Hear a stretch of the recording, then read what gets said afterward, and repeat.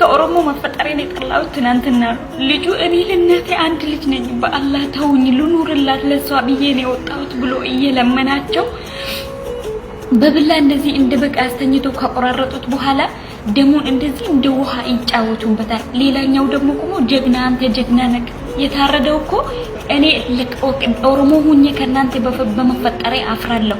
ጅስሚ ኢሳ ከነ ኢራጭረኒ ኛችሰኒ ኡፉማ ወደተ አኛብ ወላሂ ወረበል ካባ ኡፉማ ኡፍራ ሙሬ ወደ ኢብዳን ጉቤ አኛብ هذا علامة المصيبة واحد ይሄ ደግሞ ጭራሽ ከፋ አደረገው። ካሁን በኋላ እንደውም በቢላዋ እናርድም ማለት ምን እናደርገው? ብልቱን ቅርቢያ ቆርጠን ጠብሶ እንዲበላ እናደርገዋለን። የራሱን ብልት እንዲበላ ከዛ በኋላ ከሰውነቱ ላይ እየቆረጠን እየጠበሰ እንዲበላ እናደርገዋለን። ራሱን እንዲበላ ጆሮአችን ሰባይነት ተማጦ ያለቀበትን ሰቅጣጭ ድርጊት ሰምቶ ያውቅ ይሆናል። አይንም ርህራሄ ያልተፈጠረበትን ዘግናኝ ድርጊት ተመልክቶም ይሆናል። ከሰው ልጅ የማይጠበቅ አረመኔያዊ ተግባርም ግጥሞን አያድርስ ብለን አልፈን እናውቅም ይሆናል። ከሰሞኑ በቲክቶክ ላይቭ ላይ የሆነው ግን ለማመን የሚከብድ አስደንጋጭ ክስተት ታይቶም ተሰምቶም አይታወቅም። ለእናቱ ተስፋና መከታ ብሎ ብቸኛ ልጅ የሆነው ወጣት እባክህ ለእናቴ አንድ ነኝ አትግደለኝ እያለ እየተማጸነ መገደሉን ተመልክተናል። እጅግ በሚያሳዝን ሁኔታ የወጣት በቲክቶክ ላይቭ ላይ መታረዱ መላ ኢትዮጵያንን ከማሳዘን በላይ የሰው ልጅ ወዴት እየሄደ ነው የሚል ጥያቄን የፈጠረ ጉዳይም ሆኗል። ይህ ጆሮን ጭው የሚያደርግ ሰቅጣይ ዜና በመላው ዓለም መነጋገሪያ ሲሆን የሰው ልጅ መታረድና የብሔራዊ እልቂት ቅስቀሳዎችም ከፍተኛ ስጋትን ፈጥረዋል። ታዲያ የተግባር ቤት አካባቢ ተፈጠረ። የኢትዮጵያ መንግስትስ የሚጠብቀው ምንስ ሲሆን ይህ አሳፋሪ ተግባር በላይቭ ቀጥታ መተላለፉ በሚዲያ ላይ የፈጠረው ተጽዕኖስ ምንድነው የሚሉትንም በዝርዝር በመረጃችን ይዘናል። ታድምጡታላችሁ።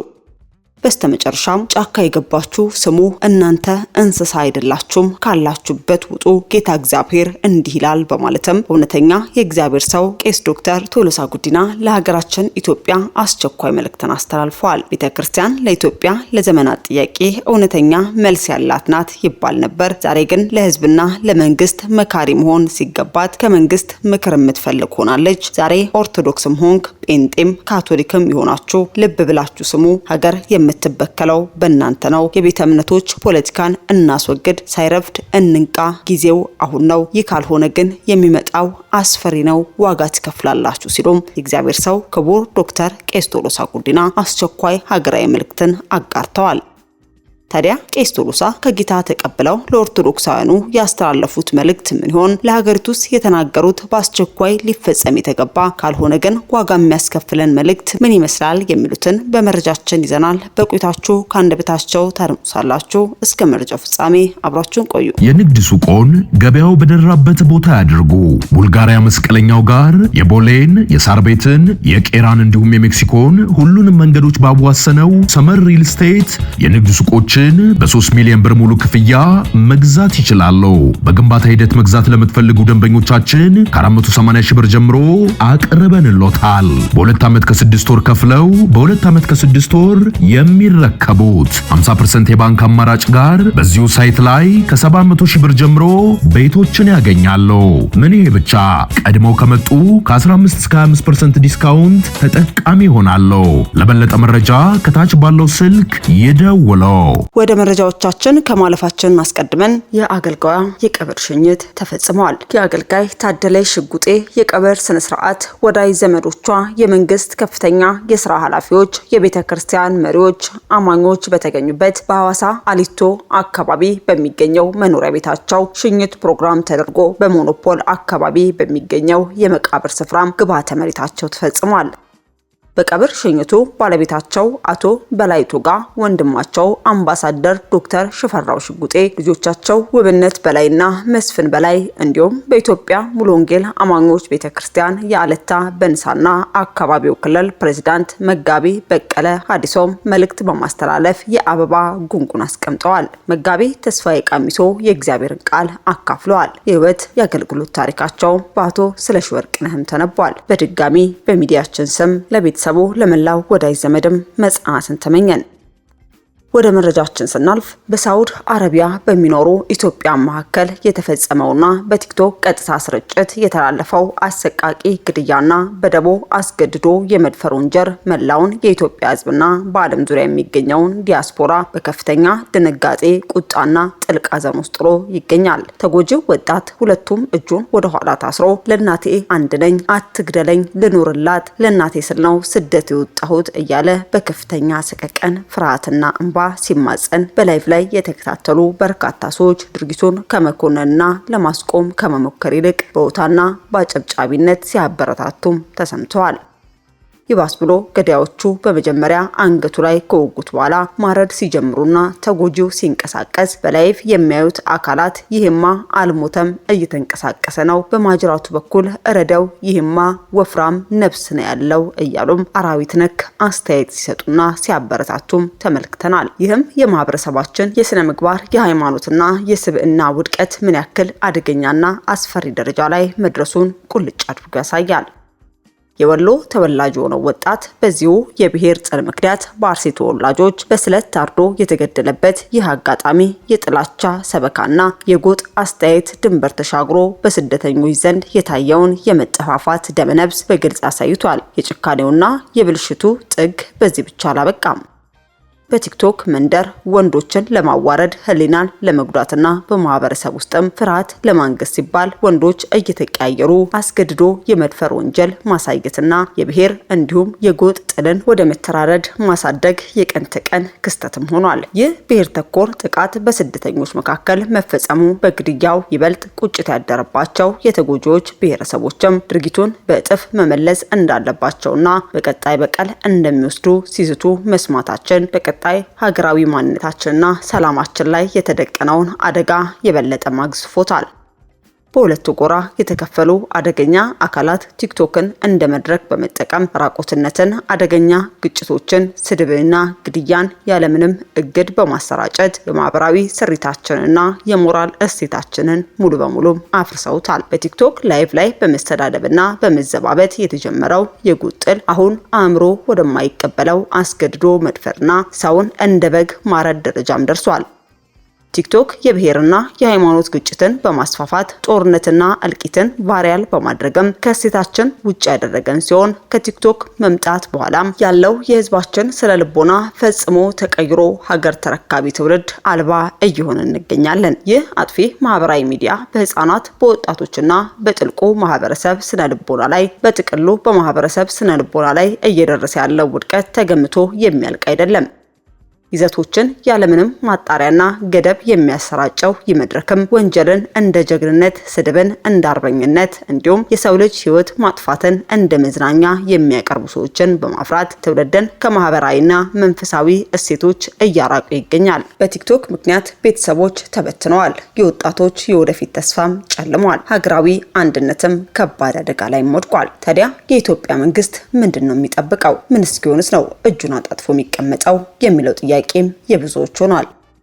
በዓለም ዙሪያ የቲክቶክ ባለቤት የሆነችው ቻይናን ጨምሮ ከ40 በላይ ሀገራት ማህበረሰባቸውና ትውልዳቸውን ከባህላዊና ስነ ልቦናዊ ውድቀት ለመጠበቅ ሲሉ መተግበሪያውን አግደዋል። ቻይና ራሷ ቲክቶክን አግዳ በመንግስት ከፍተኛ ቁጥጥር የሚደረግበት ዱባይ የተባለ ስሪት የምትጠቀም ሲሆን እንደ ህንድ፣ ሶማሊያ፣ አፍጋኒስታን፣ ፓኪስታን፣ ሩሲያ፣ ዮርዳኖስ፣ ሰሜን ኮሪያና ኢራን ያሉ ሀገራት ሙሉ በሙሉ አግደውታል። በተጨማሪም እንደ አሜሪካ፣ እንግሊዝ፣ ፈረንሳይ፣ ጀርመን፣ ካናዳ፣ ዴንማርክ፣ ኖርዌይ፣ አውስትራሊያ እንዲሁም ደግሞ ከአፍሪካ ኬንያ፣ ሴኔጋል እና ጋቦን መተግበሪያውን በከፊል ወይንም ሙሉ በሙሉ ያገዱ ሀገራት ናቸው።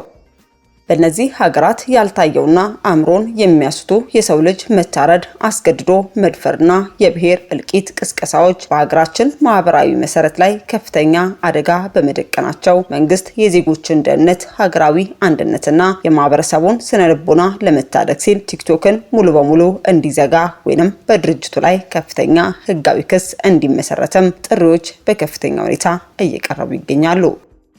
ታዲያ ይህንኑ አሰቃቂ ድርጊት ተከትሎ በሪያድ የሚገኘው የኢትዮጵያ ኤምባሲም ጉዳዩን እያጣራ እንደሚገኝና አዳዲስ እርምጃዎችን መውሰድ መጀመሩንም አስታውቋል። እንደ ኤምባሲው መግለጫ ከሆነ እያደረገ ባለው የመረጃ ማሰባሰብ ሂደት በዚህ አሰቃቂ ተግባር ላይ የተሳተፉ ያሉ ግለሰቦች በመደበኛ መንገድ ወደ ሳውዲ አረቢያ የገቡ ናቸው። እነዚህ ግለሰቦች በበረሃና ገጠራማ አካባቢዎች በመሸሸግ ምክንያታቸውን በግልጽ ባልታወቀ ሁኔታ አካባቢውን መሰረት ያደረገ ጎራ በመፍጠር እርስ በርሳቸው እየተጋጩ እንደሚገኙም ተረጋግጧል። በዚህ ድርጊት ከተሳተፉት መካከል እስካሁን ባለው ጥረት አንድ ተጠርጣሪ በሳውዲ አረቢያ ፖሊስ ቁጥጥር ስር ውሎ ምርመራ እየተደረገበት ይገኛል። ኤምባሲው አክሎም ጉዳዩን ከምንጩ ለማድረቅ እና በዚህ አሰቃቂ ተግባር የተሳተፉትን በሙሉ ለሕግ ለማቅረብ ከማህበረሰቡ ተወካዮች፣ ከሀገር ሽማግሌዎችና ከሳውዲ የሚመለከታቸው አካላት ጋር በቅንጅት እየሰራ እንደሚገኝም ገልጿል። በመጨረሻም ኤምባሲው ይህንን አስነዋሪ ድርጊት ለማስቆምና ወንጀለኞችን በቁጥጥር ስር ለማዋል የሚያግዝ ማንኛውም ተዛማጅ መረጃ ወይንም ጥቆማ ያለው ወገን መረጃውን በአስቸኳይ ለኤምባሲው እንዲያቀርብ በክብር ጥሪውንም አስተላልፏል። ታዲያ ውድ ተመልካቾቻችን በውጭ ሀገር የሚኖሩ ወገኖቻችን በአብሮነትና ሰላም ቅድሚያ ሊሰጠው የሚገባ ጉዳይ ነው። በዚህ ጉዳይ ላይም የሚኖሩ አዳዲስ መረጃዎችንም እየተከታተልን ወደ እናንተ የምናደርስ ይሆናል። ይህ ጉዳይ ብሔር፣ ሃይማኖት የሚለይ አይደለም። እናም በሀገሪቱ ውስጥ የሚገኙ የሃይማኖት መሪዎች፣ አባቶች ቆም ብለው እንዲያስቡበት በሻሎም ሚዲያን ስም ለማስገንዘብ እንወዳለን። አድማጮቻችን ይህ ጉዳይ ከወዲሁ እልባት ካልተሰጠው ቀጣይ ሂደት ምን የሚሆን ይመስላችኋል? ሀሳባችሁን በኮሜንት መስጫ ላይ አስፍሩልን። በስተመጨረሻ ወደ ያዝንላችሁ መረጃችን ስናልፍ እውነተኛ የእግዚአብሔር ሰው እንደሆኑ የሚነገርላቸው በርካታ ሀገራዊና ዓለም አቀፋዊ መልእክቶችን ሲያስተላልፉ የምናውቃቸው የእግዚአብሔር ሰው ክቡር ዶክተር ቄስ ቶሎሳ ጉዲና ለሀገራችን ኢትዮጵያ አስቸኳይ መልእክትን ያጋሩ ሲሆን በመልእክታቸውም ሀገሪቱን ወክለን ንስሐ እንግባ፣ የቤተ እምነቶች ፖለቲካን አስወግደን በእውነተኛ ልብ ለሰላም ለአንድነት ጌታን እንፈልግ፣ ሳይመሽ እንንቃ፣ ጊዜው አሁን ነው። የቤተ ክርስቲያን አባቶች እኛ ራሳችን አንድነትን ህብረትን በተመለከተ ጉልበት እያጣን አፍራሽ ሆነን ተገኝተናል። ኦርቶዶክሳውያን ጴንጤም ሆናችሁ ካቶሊኮች በጋራ በእግዚአብሔር ፊት ንስሐ እንግባ። ሀገር እየወደቀች እየፈራረሰች ያለችው በእኛ እንጂ በአሕዛቦች አይደለም። ጫካ ያላችሁ እንስሳ አይደላችሁም፣ ካላችሁበት ውጡ ሲሉም አስቸኳይ መልእክትን አስተላልፈዋል።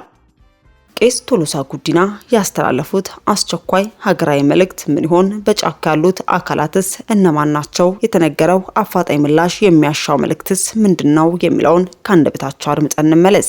ይህ ወር፣ ይህ ዓመት፣ ይህ ዘመን፣ ይህ ህይወት ለመጽሐፍ ቅዱስ ጥናት የተሰጠ ነው ብንል ይቀላል። ጌታ ኢየሱስ ክርስቶስ በተራበና በሰይጣን በተፈተነ ጊዜ ሰው ከእግዚአብሔር አብ በሚወጣ ቃል ሁሉ እንጂ በእንጀራ ብቻ አይኖርም አለ።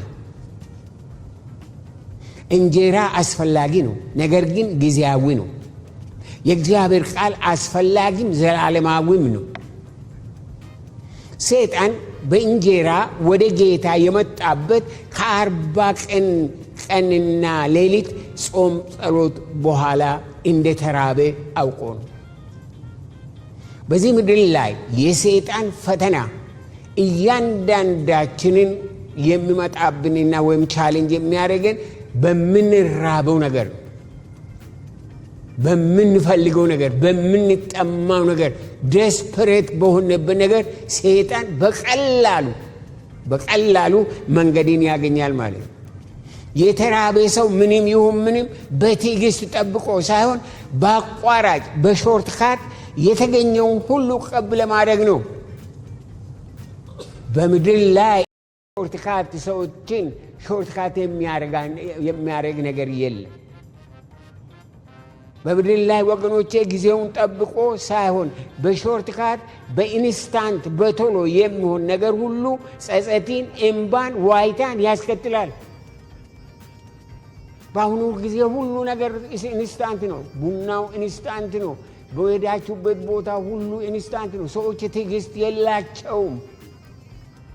ሁሉ ነገር ቶሎ ካልሆነ ኩርፊያ ነው። ቶሎ ካልሆነ ምንም ጸሎት እንኳ ሰው እንደ ዱሮ እንደ እግዚአብሔር ሰዎች እንደ ቀድሞዎቹ በእግዚአብሔር ፊት በትዕግስት እግዚአብሔርን መጠበቅ የለም። ጌታ ኢየሱስ ለሰይጣን በሰጠው መልእክት አፉን አዘጋ። ጌታ ኢየሱስ የጠላትን ወጥመድ በእግዚአብሔር ቃል ካሸነፈ በኋላ በእግዚአብሔር ጊዜ፣ በእግዚአብሔር መንገድ፣ በእግዚአብሔር ፈቃድ፣ በእግዚአብሔር በረከት ጾሙን ፈታ። ሁላችሁ ይህን እንድታስቡ ፈልጋለሁ።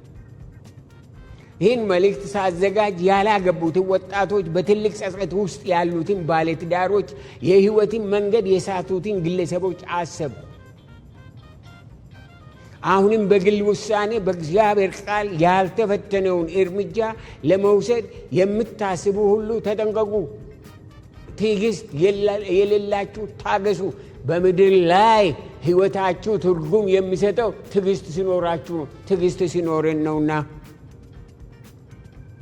ሁሉም በእግዚአብሔር ጊዜ ይሆናልና በትዕግስት ጸልዩ፣ በትዕግስት ጠብቁ፣ በትዕግስት ታዘዙ፣ በትዕግስት እረፉ።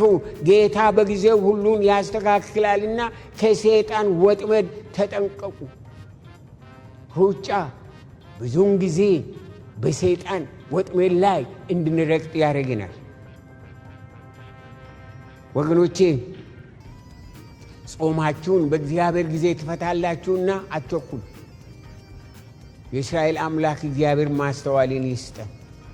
የእግዚአብሔር ልጅ ጌታ ኢየሱስ ክርስቶስ በእግዚአብሔር ቃል ከሰይጣን ወጥመድ ካመለጠ እኛስ በምን ልናመልጥ ነው? ወይስ በሄድንበት በኖርንበት በቀላሉ በሰይጣን ልንጠመን ነው? ወገኖቼ ማምለጫው አንድና አንድ ነው። ማምለጫው የእግዚአብሔር ቃል ነው። ድሉ በእግዚአብሔር ቃል ውስጥ ነው ያለው።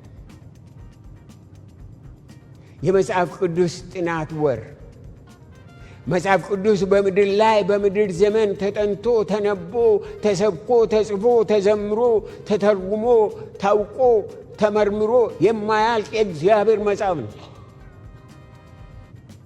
ወር ቀርቶ ዓመት ቀርቶ ዕድሜያችን በሙሉ ብናጠናው የሚያልቅ አይደለም። ሰው ወደ ፈጣሪው የሚቀርበው፣ ሰው ፈጣሪውን የሚሰማው፣ ሰው ፈጣሪውን የሚያውቀው፣ የሚያምነው፣ የሚታዘዘው፣ የሚወደው፣ ሰው ፈጣሪውን የሚያመልከው፣ የሚከተለው፣ የሚያገለግለው፣ የሚያደንቀው፣ የሚያከብረው፣ የሚያመሰግነው በመጽሐፍ ቅዱስን በትክክል ካወቀ ብቻ ነው። ካወቀ ብቻ ነው። መጽሐፍ ቅዱስ ትንቢታዊ ነው። መጽሐፍ ቅዱስ ዘላለማዊ ነው። መጽሐፍ ቅዱስ የዘላለም መገለጥ ነው። መጽሐፍ ቅዱስ ብርሃን ነው። መጽሐፍ ቅዱስ መንገድ ነው። መጽሐፍ ቅዱስ አስተማሪ ነው። መጽሐፍ ቅዱስ መሪ ነው። መጽሐፍ ቅዱስ እውነት ነው። መጽሐፍ ቅዱስ ሕይወት ነው። ታጠና ዘንድ እጅግ ለአንተ ሕይወት ለአንተ ዘመን እጅግ አስፈላጊ ነው። ወገኖቼ የኔና የእናንተ መፈጠር ምክንያት ተገልጦ ያለው በመጽሐፍ ቅዱስ ውስጥ ነው። የዚህ ያለንበት ዩኒቨርስ ዓላማ፣ የዚህ ያለንበት ዩኒቨርስ መኖር፣ የዚህ ዩኒቨርስ ደስቲኒ፣ የዚህ ዩኒቨርስ መጨረሻ ምን እንደሆነ ተጽፎ ያለው በመጽሐፍ ቅዱስ ውስጥ ነው። ስለሆነም የጥንቱ አባቶች ያማከሩት፣ የጥንቱ ነቢያት ያማከሩት፣ የጥንቱ ሐዋርያት ያማከሩት፣ የጥንቱ ቅዱሳን ያማከሩት፣ የኖሩት፣ ያቀፉት፣ የዋጡት፣ የበሉት መጽሐፍ ቅዱስን ነው። ዘላለማዊው የእግዚአብሔር ማንነት፣ ዘላለማዊ የእግዚአብሔር ሐሳብ፣ የእግዚአብሔር አጀንዳ፣ የእግዚአብሔር መንገድ፣ የእግዚአብሔር ስጦታ፣ የእግዚአብሔር ምሕረት፣ የእግዚአብሔር ፍቅር፣ የእግዚአብሔር በረከት፣ የእግዚአብሔር ጸጋ ተገልጦ ያለው በዚህ መጽሐፍ ቅዱስ ውስጥ ነው። ስለሆነ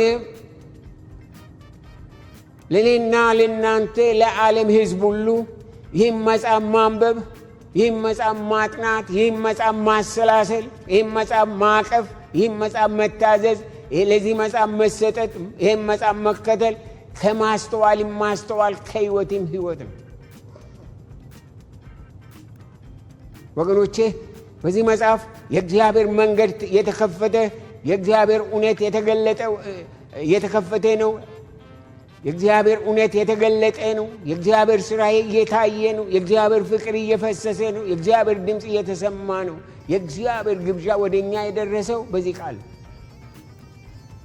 ስለዚህ እኔና እናንተ ካለንበት ይሄ ዓለም ግራ ከተጋባ ሁኔታ ለመውጣት ይሄን የእግዚአብሔርን ቃል ማጥናት ያስፈልገናል።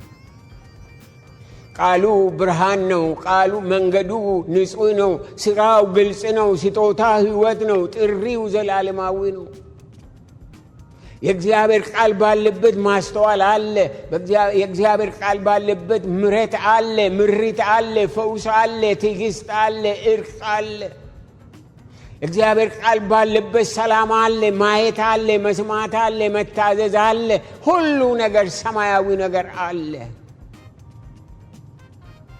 ወገኖቼ የእግዚአብሔር ሰላም እንዲሞላን፣ የእግዚአብሔር ፍቅር እንዲገዛን፣ የእግዚአብሔር ድምፅ እንዲሰማን፣ የእግዚአብሔር ክብር እንዲገለጥልን፣ የእግዚአብሔር እውነት እንዲመራን፣ የእግዚአብሔር ጸጋ እንዲጠብቀን ከፈለግን መንገዱ አንድ ነው። መንገዱ የእግዚአብሔር ቃል ነው። እግዚአብሔርን ቃል ማጥናት አለብን።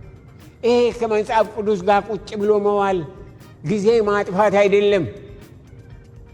የሕይወቴን ምንጭ የሆነውን እግዚአብሔርን ሰው በማውቀው ነገር ማወቅ ነው። እግዚአብሔርን ከእግዚአብሔር ጋር መዋል ነው። ከእግዚአብሔር ጋር ወገኖቼ ሕይወታችንን ኑሯችንን ለእግዚአብሔር አሳልፈን መስጠታችን፣ የእግዚአብሔር ሰላም የእግዚአብሔር ፍቅር እንዲገዛን፣ የእግዚአብሔር እውነት እንዲመራን፣ የእግዚአብሔር ጸጋ እንዲጠብቀን ከፈለግን መንገዱ አንድ ነው።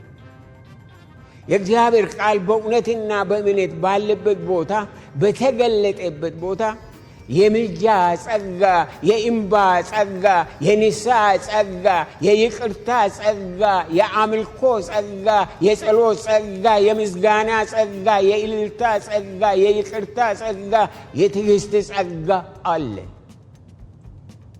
እግዚአብሔር ቃል ባለበት ብዙ ነገር አለ። እግዚአብሔር ቃል ባለበት ላይ እንዳየ ነው።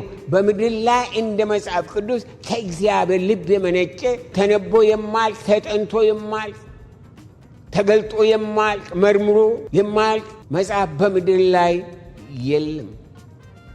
በምድር ላይ እንደ መጽሐፍ ቅዱስ ሌላ መልእክት የለም፣ ሌላ መጽሐፍ የለም፣ ሌላ መገለጥ የለም፣ ሌላ መድኃኒት የለም፣ ሌላ አስተማሪ የለም፣ ሌላ ሰጪ የለም፣ ሌላ ጻፊ የለም። እንደ መጽሐፍ ቅዱስ ከሰማይ ከእግዚአብሔር ልብ የመጣ ሌላ መጽሐፍ የለም።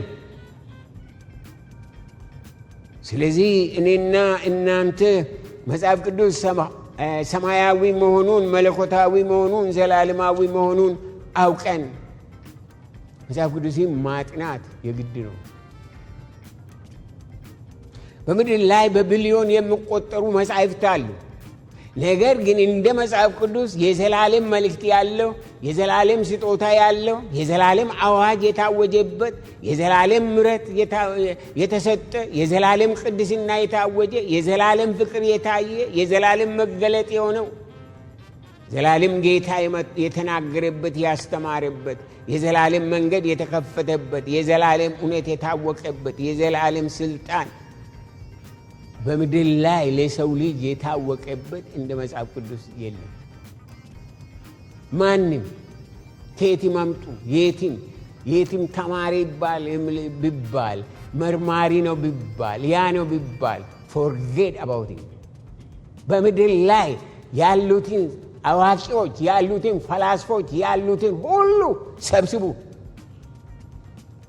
ከዚህ መጽሐፍ የሚያልፍ አእምሮ የለም። ከዚህ መጽሐፍ የሚያልፍ ሰው የለም። ከዚህ መጽሐፍ የሚያልፍ ትምህርት ቤት ታላላቅ የታወቁ በምድር ላይ ያሉ የሉም። ይሄ መጽሐፍ ሁሉን ይገዛል። ሁሉን ይገዛል። የሰውን ሕይወት ይገዛል። የሰውን ዘመን ይገዛል። የሰውን አካሄድ ይገዛል። የሰውን ፖለቲካ ይገዛል። የሰውን ኢኮኖሚ ይገዛል። የሰውን ፍልስፍና አካሄድ፣ አስተያየት፣ አመለካከት ይገዛል። ከዚህ መጽሐፍ ያለፈ የሚያልፍ የለም።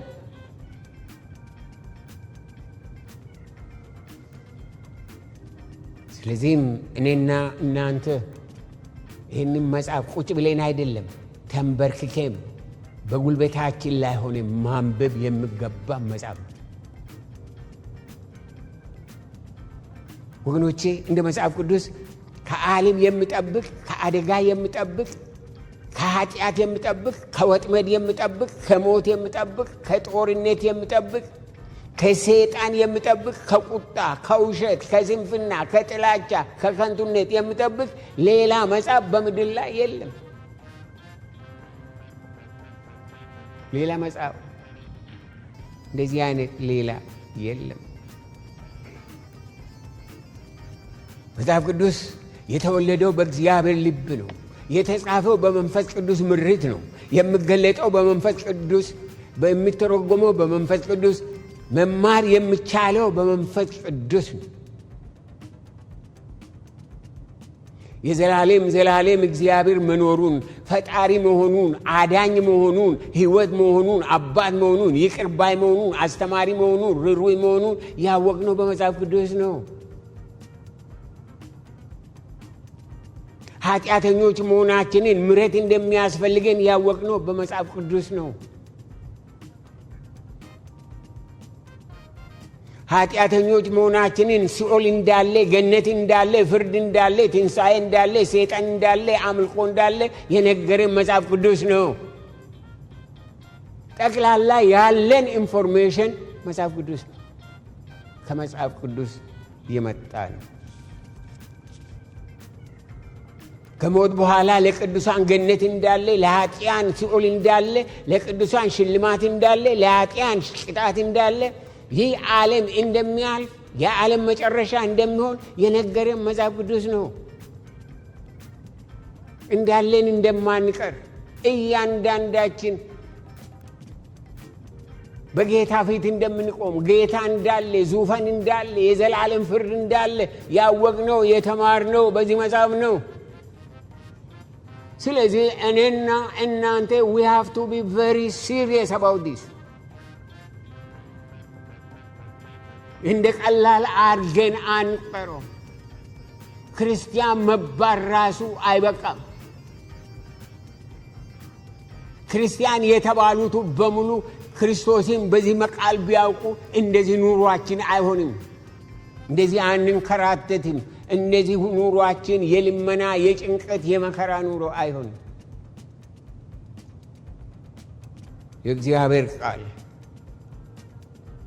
የእግዚአብሔር ቃል ወገኖቼ፣ ሌላ ቀርቶ ራሳችንን ማንነታችንን በትክክል እንድንረዳ መጽሐፍ ቅዱስን በጥልቅ ማወቅ አለብን። ብዙዎቻችን ራሳችንን አናውቅም። ይሄ መጽሐፍ ከገባኝ ኢየሱስ ውስጥ ከገባ በኋላ ነው ማንነቴን ያወቅኩት። በምን ሁኔታ መኖር እንደሚገባኝ፣ በምን መንገድ መመላለስ እንደሚገባኝ፣ ኑሮዬ ምን መሆን እንዳለበት ያወቅኩት ይሄ መጽሐፍ ካነበብኩ በኋላ ነው። ኢየሱስ ወደ ሕይወቴ ከመጣ በኋላ። ስለዚህ ለኑሯችሁ ለዘመናችሁ ይሄ መጽሐፍ እጅግ አስፈላጊ ነውና አጥኑት። ማጥናት አለብን። የምናውቀው ሁሉ፣ የምንናገረው ሁሉ፣ የምናምነው ሁሉ፣ የምንመሰክረው ሁሉ፣ የምንሰብከው ሁሉ፣ የምንጸልየው ከመጽሐፍ ቅዱስ የመጣን።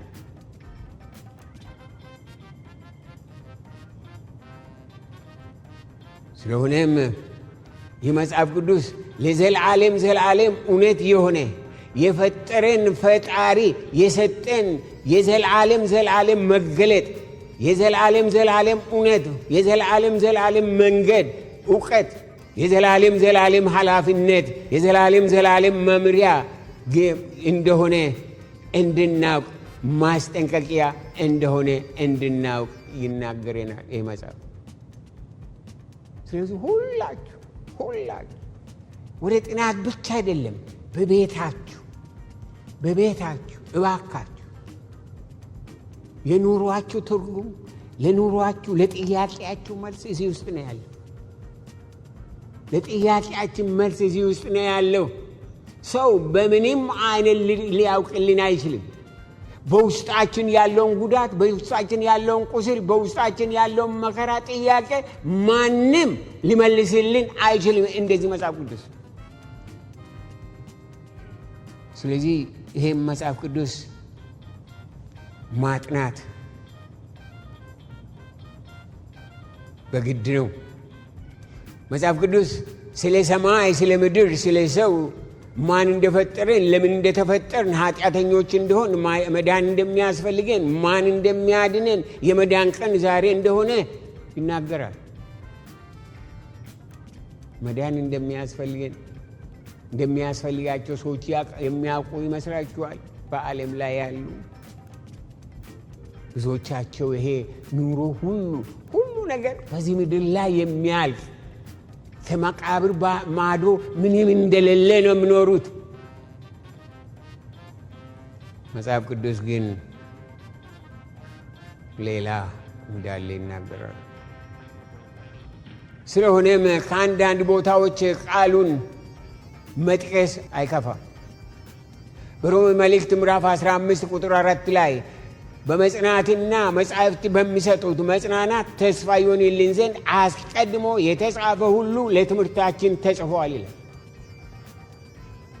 አስቀድሞ የተጻፈ ሁሉ፣ መንፈሳዊ ሁሉ የተጻፈው ለትምህርታችን ነው። እኔና እናንተ እንዳልተማረ በሰይጣን እንደ ኳስ እንዲጫወትብን እግዚአብሔር ስላልፈለገ ይህንን ቃል ሰጠን።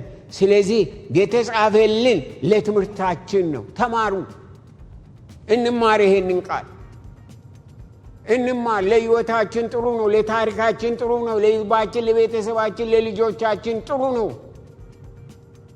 ጥሩ ነው። ይሄንን እኔና እናንተ በሚገባ ማጥናት ያስፈልገናል። በሁለተኛ ጢሞቴዎስ ምዕራፍ 3 ቁጥር 16 ላይ የእግዚአብሔር ሰው ፍጹምና ለበጎ ሥራ ሁሉ የተዘጋጀ ይሆን ዘንድ የእግዚአብሔር መንፈስ ያለበት መጽሐፍ ሁሉ ለትምህርትና ለተግሣጽ፣ ልብንም ለማቅናት በጽድቅም ላለው ምክር ደግሞ ይጠቅማል። በማርቆስ ወንጌል ምዕራፍ 13 ቁጥር 31 ላይ ሰማይና ምድር ያልፋሉ፣ ቃሌ ግን አያልፍም። ስለ መጽሐፍ ቅዱስ የተባሉ ብዙ ነገር አለ።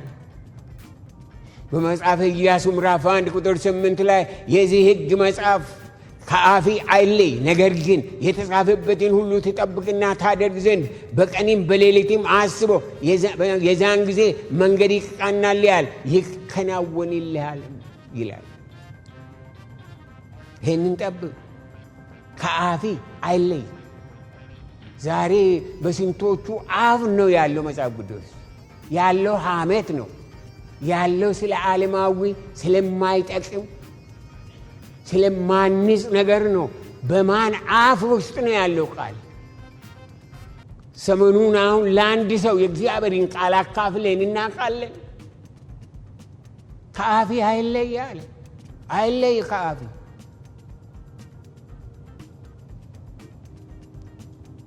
ለምንድን ነው እንደዚህ የሚለው? ከአፋችን እንዳይለይ የምፈልግ የተጻፈበትን ሁሉ ትጠብቅና ታደርግ ዘንድ በቀንም በሌሊትም አስበው፣ እዚያን ጊዜም መንገድ ይቃናልሃል፣ ይከናወንልሃል። በሕይወታችሁ ዘመን በምንም ኤሪያ መከናወን ከፈለጋችሁ ቃሉ ነው። እግዚአብሔር ያለ ቃሉ ምንም ተስፋ አልሰጠም። በቃሉ ግን የሚያስፈልገውን ሁሉ ሰጠ። አጥና አለ። ሲጠና ከዚህ ውስጥ የሚገለጥ የሚወጣ አለ። እኔና እናንተ ፊደልን ብቻ አንብበን የምናልፈው ጉዳይ አይደለም። ከኋላው መልእክት አለ። ከኋላው ዘላለማዊ ምክር አለ፣ መገለጥ አለ፣ ማስተዋል አለ፣ ትዕግስት አለ፣ ስጦታ አለ። አጥኑ፣ ይሄንን መጽሐፍ እናጥና። በመዝሙረ ዳዊት ምዕራፍ 119 ቁጥር 105 ላይ ሕግ ቃሊ ማለት ነው ለእግሬ መብራት ለመንገዴ ብርሃን ነው። ለእግሬ መብራት ለመንገዴ ብርሃን ነው። ምን? የእግዚአብሔር ቃል። ምን ማለት ነው? ቀስ በቀስ ሁሉ ነገር እየበራ ይሄዳል። ቀስ በቀስ ሁሉ ነገር ትርጉም እያገኘ ይሄዳል። ድሮ በጣም ትዝ የሚለኝ በባህል ሀገር በነበርኩ ጊዜ ምንድነው ሌሊት በምንሄድበት ጊዜ ምንድነው የምንይዘው? ባትሪ የሚባል ባትሪ ነው የሚባለው አይደል?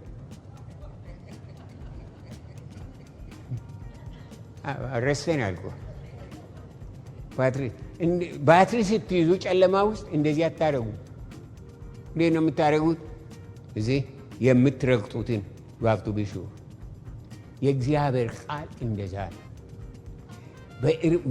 እርምጃ ስንወስድ እርምጃችን ትክክል እንደሆነ እንዳያዳልጠን፣ እንዳይጥለን፣ ከእግዚአብሔር መንገድ እንዳወጣን፣ ሕይወታችንን ኑሯችንን ወደ ሌላ ውስጥ እንዳይከት ምንድን ነው የምናደርገው? እርምጃ ከቀን ወደ ቀን ከእርምጃ ወደ እርምጃ እንደዛ ነው የእግዚአብሔር ቃል የሚጠና። በአንድ ጊዜ ሻምድዴን የምንተው አይደለም። ለሕይወት ነው መጽሐፍ ቅዱስ፣ ለሕይወት ነው። መብራት እንዲሆን ብርሃን እንዲሆን ነው። በመዝሙረ ዳዊት 119 ቁጥር 11 ላይ አንተን እንዳልበድል ቃልን በልቤ ሰወርኩላል። አንተን እንዳልበድል ቃልን በልቤ ሰወርኩ። እግዚአብሔርን የምናሳዝነው የእግዚአብሔር ቃል በውስጣችን ስለሌለ። የእግዚአብሔር ቃል በውስጣችን ካለ ግን ይገስጸናል። አታድር፣ ተው፣ ተመለስ፣ በዚህ መንገድ አትሂድ፣ ይህንን ነገር አታድርግ፣ በዚህ መንገድ አትመላለስ እያለ ይህ የእግዚአብሔር ቃል ምን ያደርጋል መሰላችሁ? ይመራናል። በውስጣችን ሆኖ ብርሃን ሆኖ ይመራናል። ስለዚህ አንተን እንዳልበድል እግዚአብሔርን ከመበደል እግዚአብሔር ያውጣል። እግዚአብሔር ይጠብቀን። አሜን በሉ። እግዚአብሔር ይጠብቀን። እግዚአብሔርን ከመበደል የት ነው የምንገባው? እግዚአብሔርን በድለን የት ነው የምንሄደው? ማንን ነው የምንፈልገው? ማን ነው የሚረዳን? ማን ነው የሚደርስልን?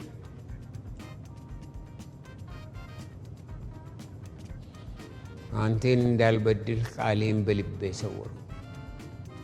በመዝሙረ ዳዊት 119 ቁጥር 18 ላይ ዓይኖቼን ክፈት ከሕግም ታምራቴን አለው። ትልቁ ታምራት በምድር ላይ ወገኖቼ፣ ይሄንን አንብባችሁ ከዚህ ቃል ትርጉሙ ሲመጣላችሁ ታምራን የምታዩ ታምር ነው የምናየው። ይህ ቃል ሲከፈትልን ስናየው የታምራትን ተአምር ነው የምናየው። በሕይወታችን በውስጣችን ብርሃኑ ይበራል። ያላሰብነው ያልጠየቅነው ነገር በውስጣችን ይበራል።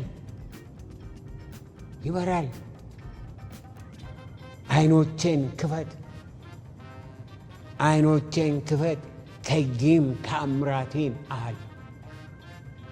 ዛሬ ለእያንዳንዳቸው የሚጸልየው የእስራኤል ቅዱስ እግዚአብሔር በቃሉ ያስቀመጠው ማለቂያ የሌለው ይህ ትውልድ አጥንቶ የሚመጣው ትውልድ አጥንቶ በምድር ላይ ያለ ሕዝብ በሙሉ አጥንቶ የማይጨርስ ድንቅና ታምራት እግዚአብሔር ቃል በእግዚአብሔር ቃል ውስጥ አለና የዚህ መገለጥ የእስራኤል ቅዱስ እግዚአብሔር በእያንዳንዳችሁ ላይ ያምጣው። አሜን። ያምጣው እግዚአብሔር ወገኖች፣ ወደ እኔና ወደ እናንተ እግዚአብሔርን እንዳንበድል በሁለተኛ ጢሞቴዎስ ምዕራፍ 4 ቁጥር 2 ላይ ቃሉን ስበክ፣ በጊዜውም አለጊዜውም ጽና፣ ፈጽመ እየታገስክና እያስተማር ዝለፍና ገስጽ ምከሪም ይላል። ምክንያቱም እንደ እግዚአብሔር ቃል ሰውን መምከር የሚችል የለም፣ በምንም አይነት በምድር ላይ የለም። ሳይኮሎጂስቶች በጣም የታወቁ በጣም እንትን የሆኑ እንደዚህ እንደ እግዚአብሔር ቃል መምከር አይችሉም። በጣም ይደነቃለሁ። የተነበርኩበት ትምህርት ቤት የስኩል ኦፍ ሳይኮሎጂ፣ ስኩል ኦፍ ቴዎሎጂ እና ስኩል ኦፍ ሚሲዮሎጂ የሚባል ነበረ። ሶስቱን አጠቃለሁ እና በዓለም የታወቁ ሳይኮሎጂስቶች ከዛ እየተመረቁ እንትን ያገለግላሉ። እና አንዳንድ ጊዜ ከነሱ ጋር በማወራበት ጊዜ ይሄ ሳይኮሎጂ ብቻ አይበቃምና ቃልን አጥን ተብሎ ቴዎሎጂ ተጨመረበት። ቴዎሎጂ ማለት ስለ እግዚአብሔር ማለት ነው። ቴዎ ከሚለው ከእግዚአብሔር ማለት ነው። ቴዎሎጂ ስለ ትምህርት ነው። ስለዚህ ወገኖቼ የእግዚአብሔር ቃል ቃሉን ስበክ፣ በጊዜውም አለጊዜውም ጽና፣ ፈጽመ የታገስክና እያስተማር ዝለፍና ገስጽ፣ ምከርም።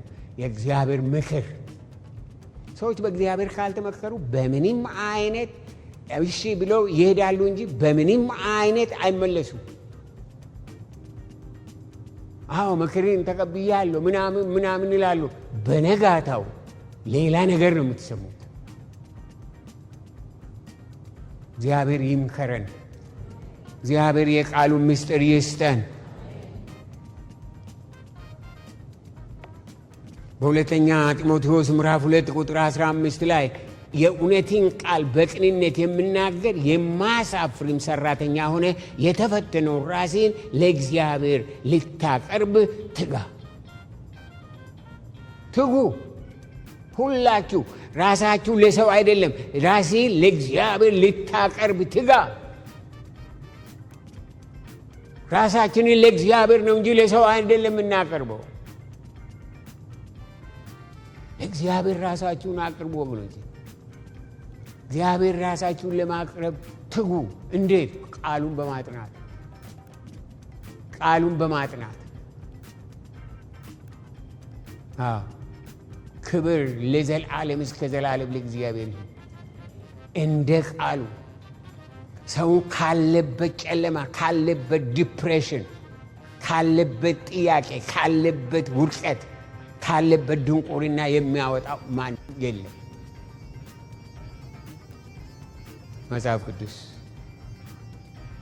ቅዱስ የመጽሐፍቶች ሁሉ መጽሐፍ፣ ከሰማይ የመጣ መጽሐፍ፣ እግዚአብሔር የተናገረው መጽሐፍ፣ እግዚአብሔር ዲክቴት ያደረገው መጽሐፍ፣ ከእግዚአብሔር ሌላ ማንም ምስጢሩን የማያውቅ መጽሐፍ፣ እግዚአብሔር መጽሐፍ ለእኔና ለእናንተ ይገባናል እና እናት ነው። ሁለተኛ ጢሞቴዎስ ምዕራፍ 2 ቁጥር 15 ላይ የእውነትን ቃል በቅንነት የምናገር የማሳፍርም ሰራተኛ ሆነ የተፈተነውን ራሴ ለእግዚአብሔር አቅርብ፣ ልታቀርብ ትጋ ይላል። የተፈተነውን ራሴ በምንድን ነው የሚፈተነው? በስንት ፈተና ወድቀናል። በስንት ፈተና ተዋርደናል። በስንት ፈተና ከዚህ ዓለም የዓለም ነገር በሙሉ አደክሞናል፣ አድቆናል።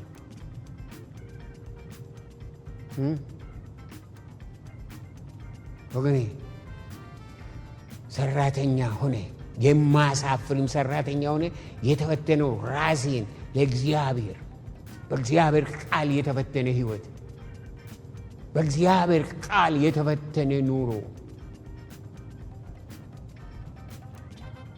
መጽሐፍ ቅዱስ ጥናት። ስለዚህ መጽሐፍ ቅዱስ የምታጠኑ ሆነ የምታስጠኑ ወገኖቼ በእግዚአብሔር ፊት እንድትበረቱ በመዝሙረ ዳዊት ምዕራፍ 1 ይሄንን ሁላችሁም ብታነቡት ጥሩ ነው። መዝሙረ ዳዊት ምዕራፍ 1ን ብናወጣ መዝሙረ ዳዊት ምዕራፍ 1 ቁጥር 1 ምስጉን ነው በክፉዎች ምክር ያልሄደ የኃጢአተኞችን መንገድ ያልቆመ። How do you do that? እንዴት አድርጌ ነው በዛ መሄድን የምታቆመው? የእግዚአብሔር ቃል ስትይዝ ብቻ ነው። እግዚአብሔር ስጠብቅ ብቻ ነው ወገኔ። ምስጉን ነው በክፉዎች ምክር ያልሄደ በኃጢአተኞችን መንገድ ያልቆመ በዋዘኞችን ወንበር ያልተቀመጠ፣ ነገር ግን በእግዚአብሔር ሕግ ደስ ይለዋል፣ ሕጉንም ቀንና ሌሊት ያስባል። እርሱም በውሃ ፈሳሾች ዳር እንደተተከለች ፍሬዋም በየጊዜዋ እንደምትሰጥ ቅጠሏም እንደማይረግፍ ዛፍ ይሆናል። ጌታ አስደናቂ ነው። የሚሰራውም ሁሉ ምን ይሆናል? ምን ይሆናል? የእስራኤል አምላክ እግዚአብሔር በምታደርጉት በምትሄዱበት ሁሉ በሕይወታችሁ ሁሉ ነገር እንዲከናወንላችሁ የቃሉ መገለጥ ይስጣችሁ። የቃሉ ብርሃን ይብራላችሁ። ሁላችን ብድግ እንላለን። የእግዚአብሔር ቃል የእግዚአብሔር ቃል አጥኑ ወገን፣ አጥኑ፣ አስጠኑ። አጥኑ፣ ለራሳችሁ አጥኑ፣ ሌሎችን አስጠኑ። ከዚህ የበለጠ ለሰው ልጅ በምድር ላይ የምታደርጉት ነገር የለም። የምንሰጠው ዕውቀት የምንሰጠው እርዳታ የለም እንደ እግዚአብሔር ቃል። ዋው! የእግዚአብሔርን ቃል የነገረኝ ሰውዬ እሱ በሕይወቴ ዘመን ረዳኝ፣ በሕይወቴ ዘመን አገለገለኝ። ሁላችሁ እጆቻችሁ ወደ ላይ አንሱ። በናዝሬቱ በጌታ በኢየሱስ ክርስቶስ ስም ይህ ዘላለማዊ ቃል፣ የእግዚአብሔር ቃል፣ የእግዚአብሔር እውነት፣ የእግዚአብሔር መንፈስ፣ የእግዚአብሔር ጽድቅ፣ የእግዚአብሔር ቅድስና የተገለጠበት ይህ መጽሐፍ በናዝሬቱ በጌታ በኢየሱስ ክርስቶስ ስም ይገለጥላችሁ። ስታነቡ ዓይናችሁ ይከፈት፣ ውስጣችሁ ይከፈት። የእግዚአብሔር ቃል ብርሃን በውስጣችሁ ይግባ። በናዝሬቱ በጌታ በኢየሱስ ክርስቶስ ስም ይህ ቃል የእግዚአብሔር ቃል ነውና የእግዚአብሔር እውነት ነውና ከጥያቄ የሚያልፍ ነውና በናዝሬቱ በጌታ በኢየሱስ ክርስቶስ ስም በእያንዳንዳችን ሕይወት፣ በእያንዳንዳችን ኑሮ፣ በእያንዳንዳችን መንገድ የተገለጠ ይሁን። ቃሉ ይብራላችሁ። ቃሉ ይገለጥላችሁ። ቃሉ ለፈውስ ይሁንላችሁ። ቃሉ ለዘመን ይሁንላችሁ። ቃሉ ለጤና ይሁንላችሁ። ቃሉ ለመንገድ ይሁንላችሁ። ቃሉ ለቀን ይሁንላችሁ። የእስራኤል አምላክ እግዚአብሔር ይሄንን ቃል በሕይወታችን በዘመናችን ይሄንን ቃል እንድናቅፈው በቀደም ዕለት የወጣቶች ኮንፈረንስ ነበር እዚህ ግቢ ውስጥ። እነዚህ ወጣቶች አንዳንዶቹ መጽሐፍ ቅዱስን እንደዚህ አቅፎ በመሬት ላይ ተንበርክከው እንዴት ጌታን አከበርኩ፣ እንዴት ጌታን አመሰገንኩ። በቃ እዚህ በእንትያችሁ ላይ የሙጥኝ ብሎ ይዘው ምንድነው አንድ ነገር ተገልጦላችኋል። እግዚአብሔር በወጣትነታቸው እውነትን በውስጣቸው ከቷል። በዚህ በተጨማለቀ ዓለም ውስጥ በዚህም በዛም እየሄዱ ከመጨማለቅ እግዚአብሔር የሚጠብቃቸው በዚህ ነውና እንደዚህ ቅፍ አድርገው በጌታ ፊት ሲጸልዩ እንዴት ደስ ይላል። የእስራኤል አምላክ እግዚአብሔር ይህንን ጸጋ በቤታችን ይስጠን።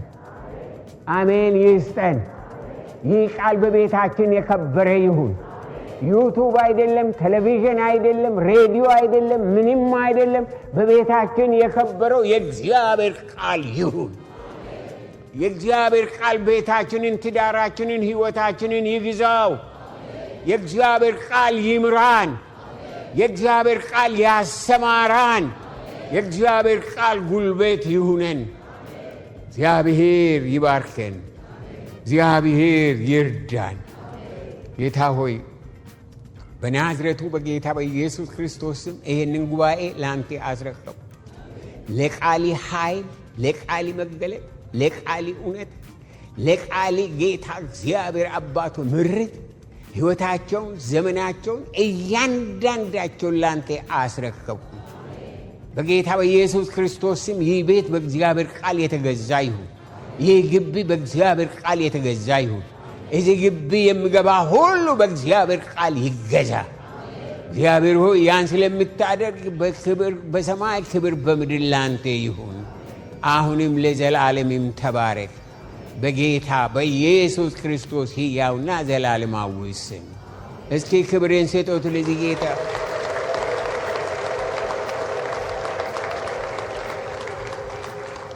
የንግድ ሱቆን ገበያው በደራበት ቦታ ያድርጉ። ቡልጋሪያ መስቀለኛው ጋር የቦሌን፣ የሳር ቤትን፣ የቄራን እንዲሁም የሜክሲኮን ሁሉንም መንገዶች ባዋሰነው ሰመር ሪል ስቴት የንግድ ሱቆችን በ3 ሚሊዮን ብር ሙሉ ክፍያ መግዛት ይችላሉ። በግንባታ ሂደት መግዛት ለምትፈልጉ ደንበኞቻችን ከ480 ሺህ ብር ጀምሮ አቅርበንሎታል። በ2 ዓመት ከ6 ወር ከፍለው በ2 ዓመት ከ6 ወር የሚረከቡት 50% የባንክ አማራጭ ጋር በዚሁ ሳይት ላይ ከ700 ሺህ ብር ጀምሮ ቤቶችን ያገኛሉ። ምን ይሄ ብቻ ቀድመው ከመጡ ከ15 እስከ 25% ዲስካውንት ተጠቃሚ ይሆናሉ። ለበለጠ መረጃ ከታች ባለው ስልክ ይደውሉ። ውድ የሻሎም ቲዩብ አድማጭና ተመልካቾቻችን ለሰዓቱ የያዝንላችሁ መረጃ ያደመጣችሁትን ይመስል ነበር። በሌላ አዳዲስ መረጃ እስከምንገናኝ መልካም ቆይታ